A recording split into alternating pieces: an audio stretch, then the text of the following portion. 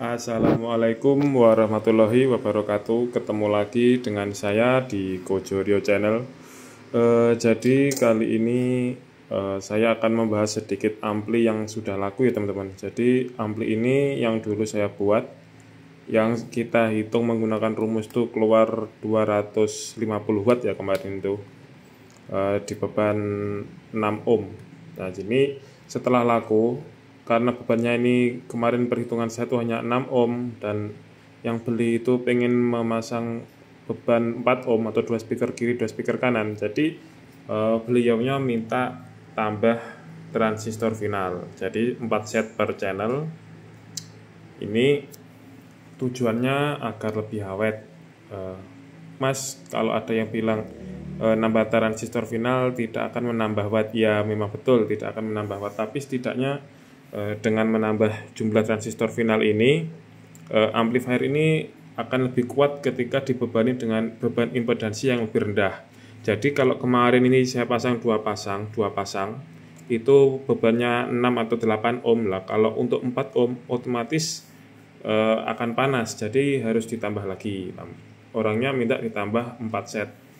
Totalnya 4 set, jadi 4 set per channel, totalnya ada 8 set. Nah, kita untuk menguji sinyalnya bagus apa enggak, kita pakai osiloskop ya teman-teman.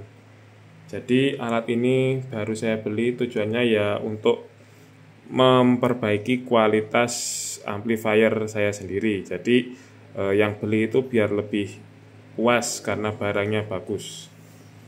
Ini jadi alat bukan untuk gaya-gayaan ya teman-teman, tapi untuk menunjang pekerjaan kita kalau kita di bidang audio.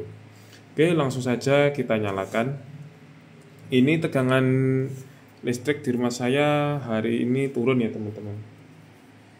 Coba kita ukur terlebih dahulu, karena ini trafo harusnya 42 volt ini teman-teman. Standarnya 42 volt, kalau tegangannya 220.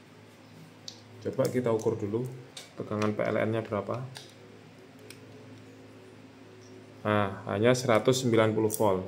Otomatis kalau inputnya rendah, outputnya pun dari trafo juga nggak akan 42 teman-teman. Pasti entah 38 atau berapa. Nah, nanti imbasnya dengan turunnya tegangan input, trafo juga turun, otomatis daya yang ada di amplifier ini juga akan ikut turun.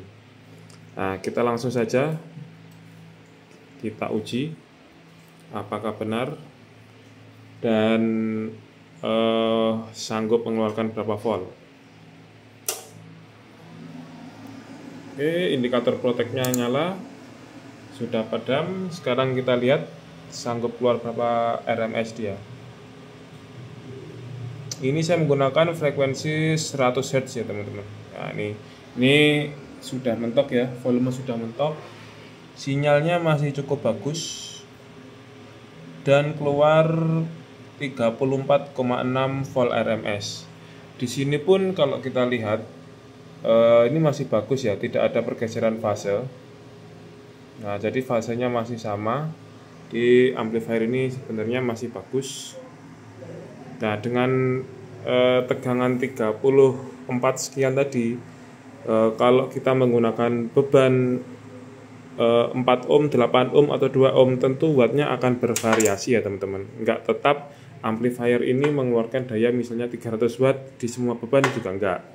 Nah, dengan tegangan yang seperti itu 35, kalau bebannya 8 ya 35 dikali 35 dibagi 8 ya mungkin wattnya sekitar 150 ya teman-teman. Mungkin sekitar itu. Tapi kalau bebannya 4 ohm, 35 kali 35 dibagi 4, sanggup itu 300 watt.